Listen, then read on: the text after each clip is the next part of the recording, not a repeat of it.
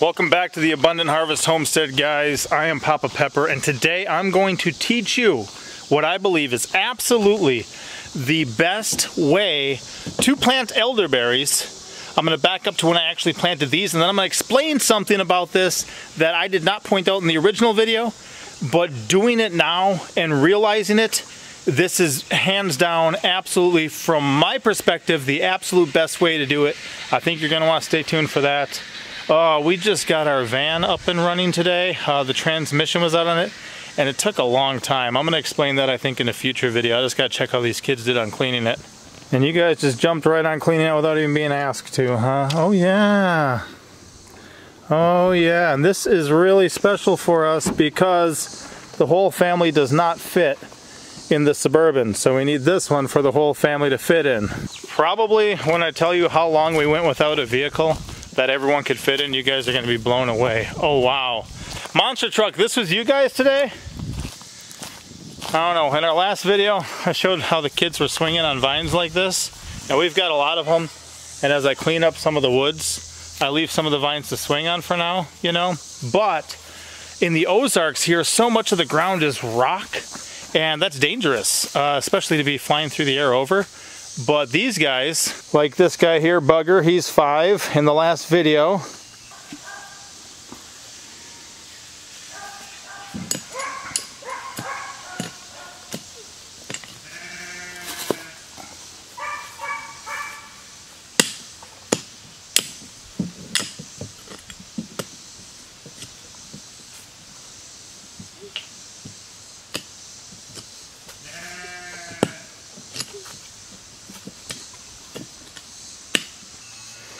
He was hitting hard with a pickaxe, and look at all this stuff. Wow, some of these are huge. Here it is compared to my foot.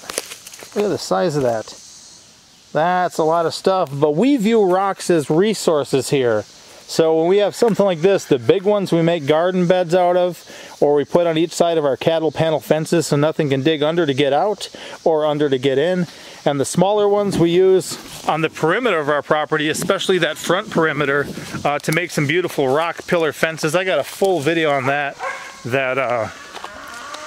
It gives me somewhere to put my rock collection, let's just say that. Speaking of rock collection, this project is moving right along. I think I'm gonna drop some more trees in here today and then move on to framing this thing. But we're getting ready to pour a concrete lid for our root cellar and having a nice support system for some plywood. I covered some of that in the previous video if you guys want, but this is going to be really cool. I can't wait to pour this. And as we head past that, we wind up here with these elderberries. That's got to be at least 12 foot tall at the top. And the first thing I'm going to do is I'm going to back up, I think, 4 years. Some of these were 2 years old in a bucket at that time or something. And I'm going to show you when I first put these in. And for those of you who watch this channel on a regular basis, you'll see some things about this whole area.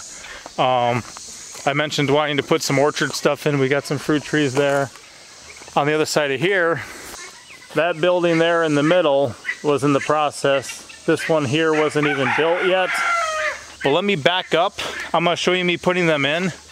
And I cover a lot of good stuff. It's amazing how much in my head I had right by my standards, you know. Things that I say that still just resonate to the core with me today. And yeah, let's back up. I'll show you planting these, and then I'm going to show you something that you guys may have never thought of, and I've never heard anyone cover this that I'm aware of in any YouTube video or things like that. It doesn't just apply to elderberries, but I'll use elderberries as an example, and then from there, you guys can kind of think on it and develop it even further. But let's rewind first.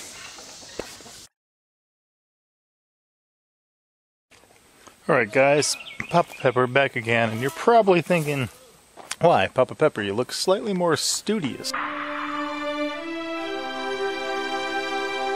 than usual. Yeah, it's the glasses. I do use corrective vision, so, which is kind of important in life, making sure that your vision is correct, if you know what I mean.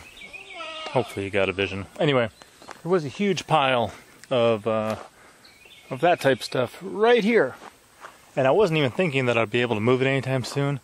But now it's way back over there because I got that mini excavator's got a big old grapple hook, which is really good because behind me, you're going to see there's the path down to the garden and back. So there's my drive-through to get to the garden and back.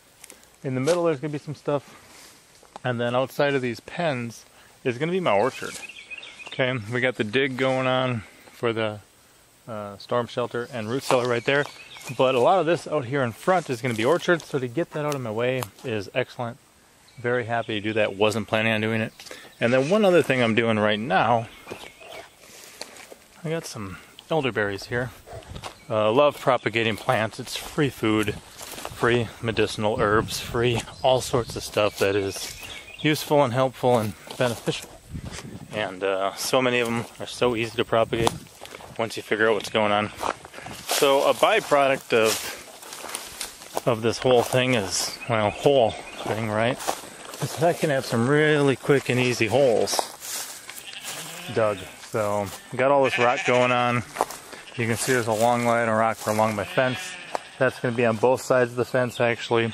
That way, whatever we've got in here isn't going to be getting out, even if we put some rabbits in here and other things. This is the last one that's still got to get cleaned.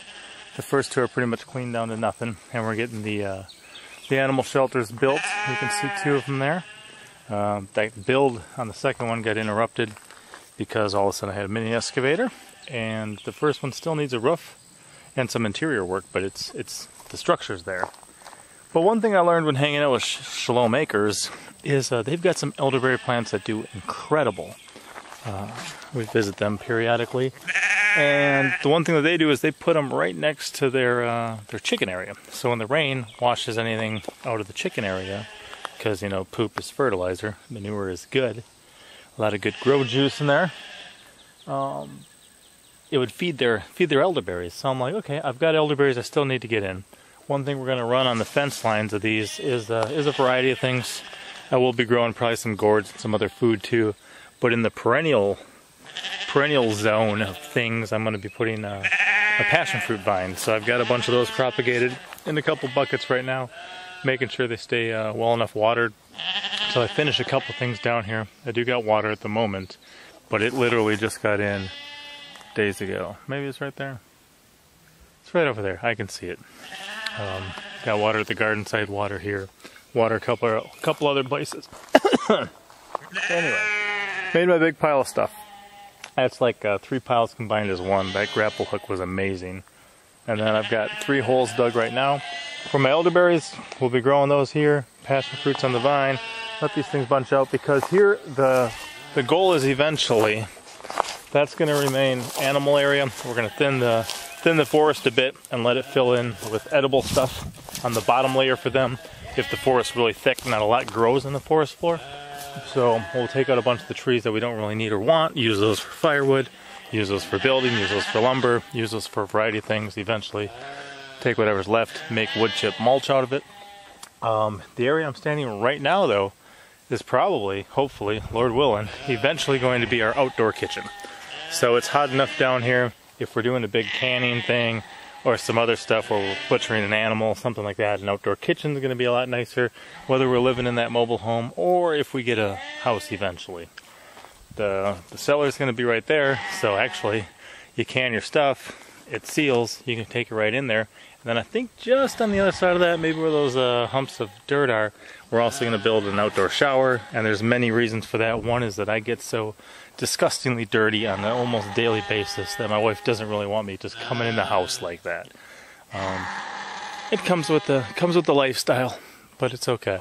So anyway, that's some of what I got going on. I got a lot of sticks to still pick up in this area, but the big piles were able to be moved with the grapple bucket on the Mini X. And now I just got to get my elderberries planted.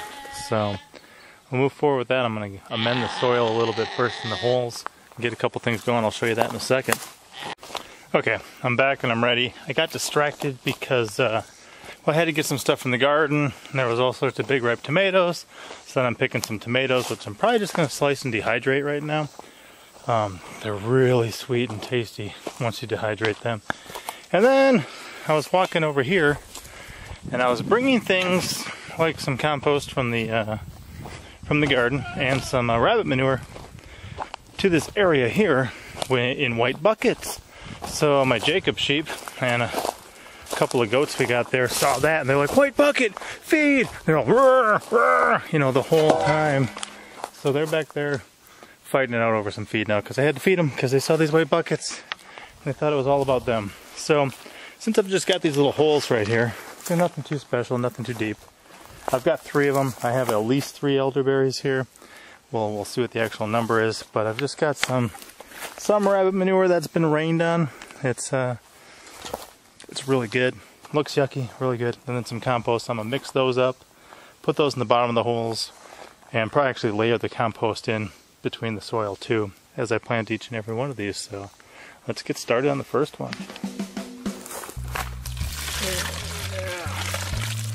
There you go.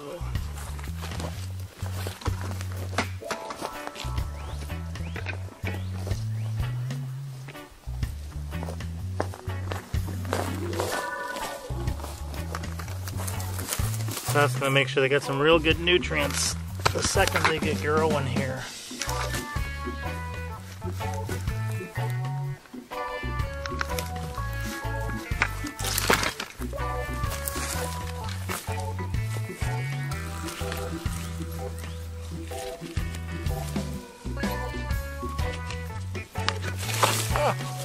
Not the way to plant it.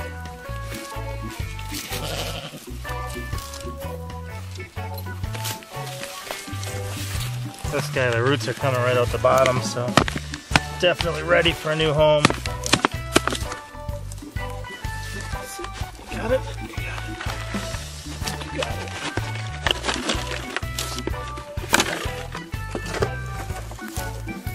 So we want them a little higher than that.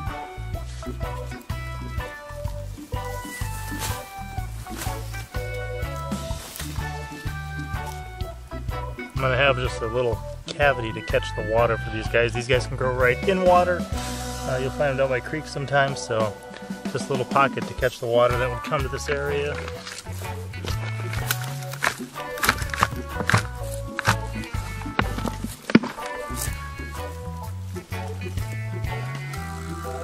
Now for the rest. And for any of you guys who don't know, plant propagation is a really simple thing. If you don't know how to propagate an elderberry, I'm gonna let you in on a little secret. In fact, here's a couple of varieties that I bought. Okay, I actually paid for them because I wanted the variety. But if you notice, there's a cut-off stick with new growth growing from it at the top and roots from the bottom. So what they did is, check this. They took an elderberry plant, they cut it off, and they put it in soil or water. That's about it, guys.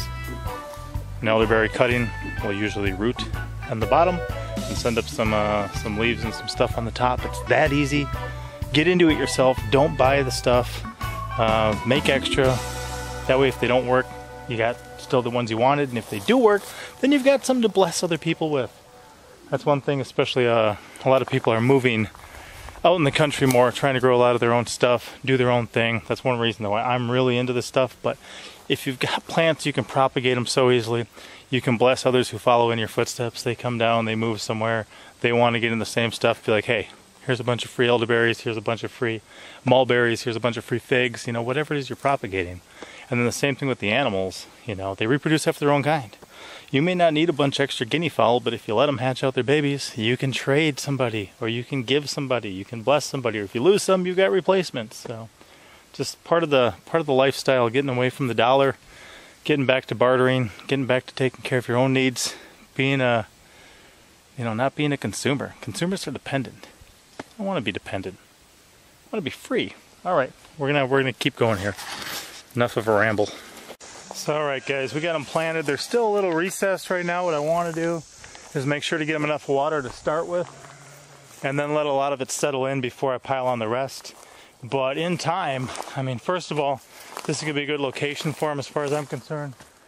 They're going to be able to sit alongside here and really bush out over the years and provide us with not only the elderberries, but the flowers are good, called elder blow. You can make tea out of them, you can make fritters out of them, do a lot of different things. And of course then the berries too, with the immune system boosting capabilities and potentials. And I know I was mentioning, guys, earlier about propagating and using that as a bartering thing. A while ago I was having some trouble with my computer. A friend of mine offered to fix it because I'm not really a computer guy. And he fixed it, and I said, oh cool, what do you want? And he's like, oh, I was just gonna, you know, do it, but my wife said elderberries. You know, so he was just gonna hook me up for free, which is fine. People can do that, people can give gifts, people can bless, but his wife really wanted some elderberries. And the cool thing too, when I showed up at the property, I walked over to one side of it and I'm like, well, you guys know you got some growing right here, right? So it helps to know what you're dealing with too. Anyway, here they are, they're on the edge, they're planted. I'm gonna start watering them now, and we're still getting like 100-degree days out here.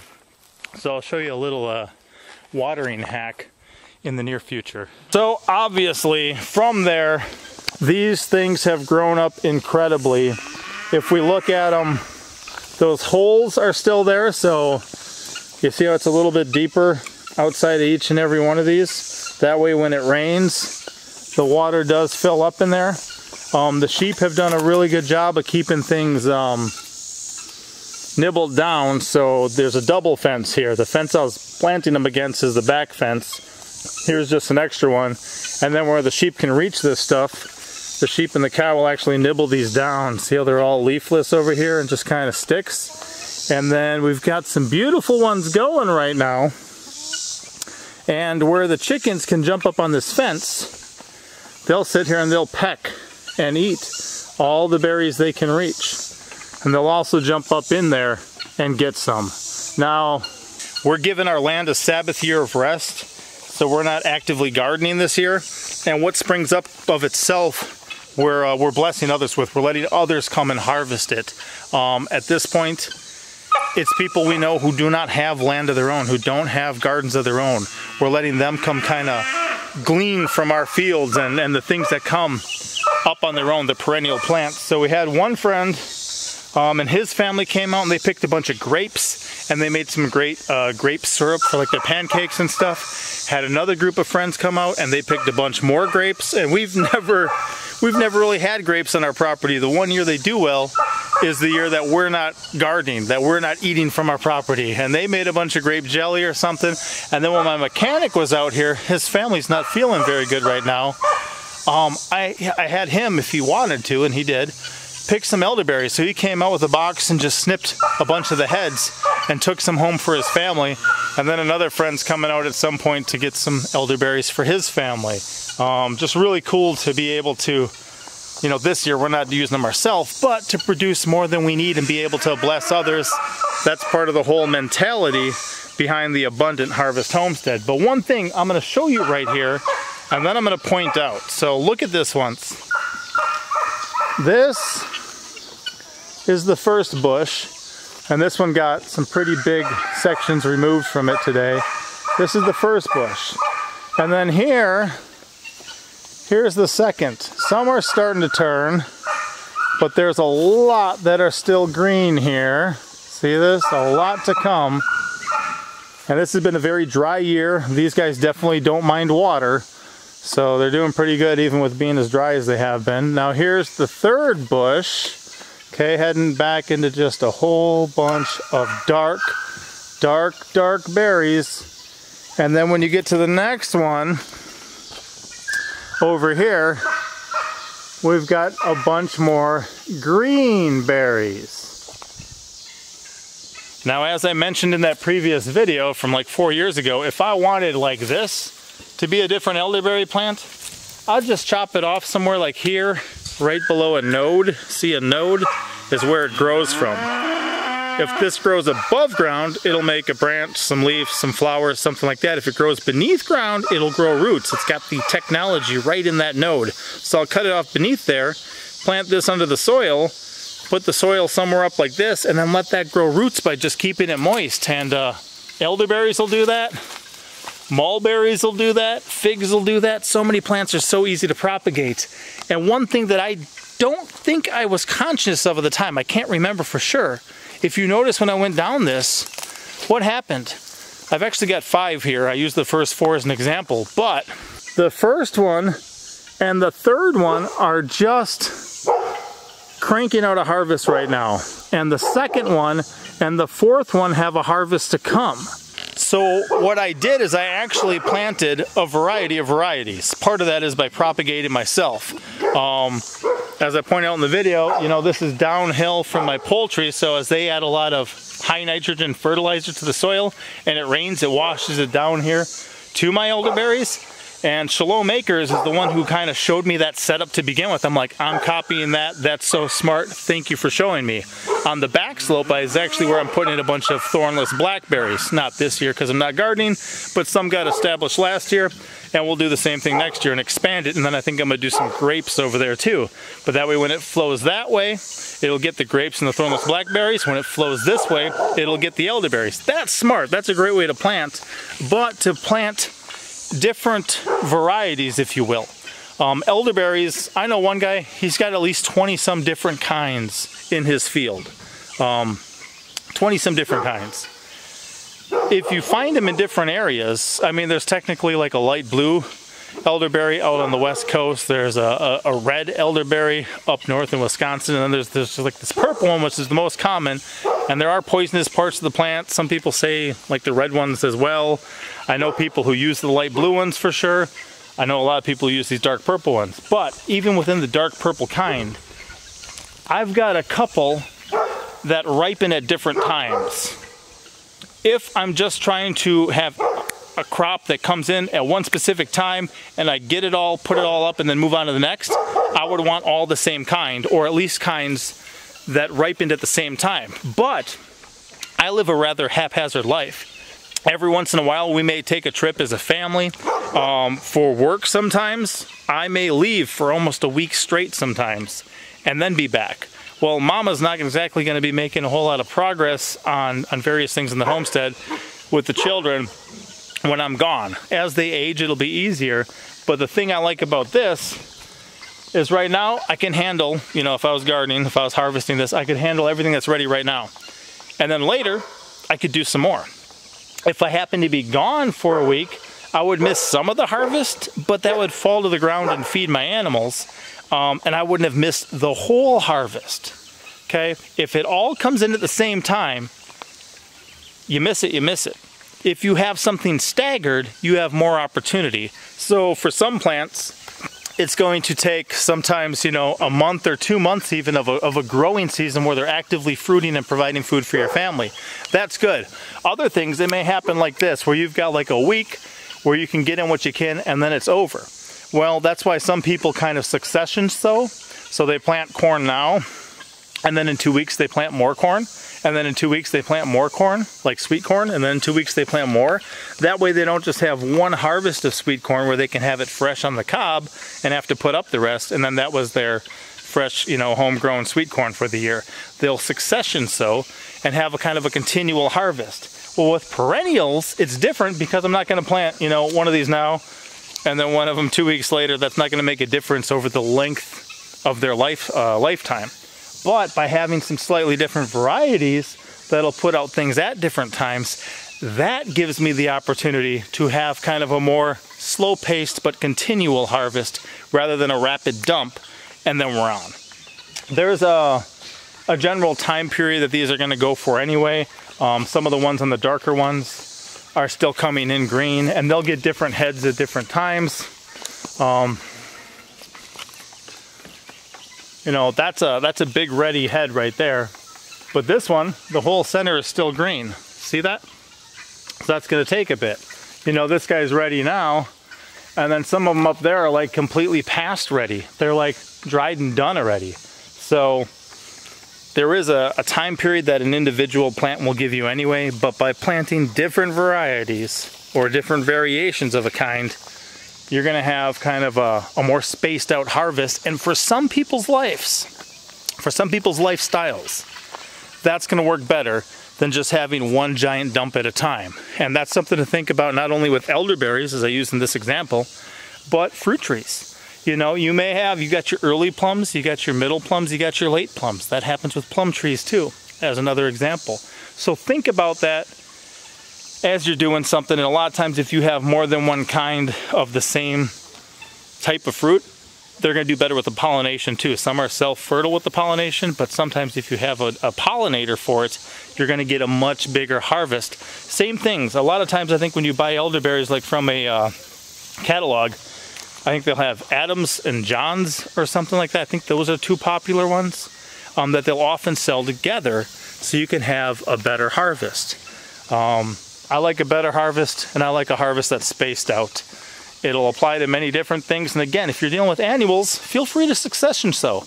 Have a continual harvest rather than getting dumped on at once, possibly overwhelmed, and then not having anything else fresh. Everything has to be canned after that point.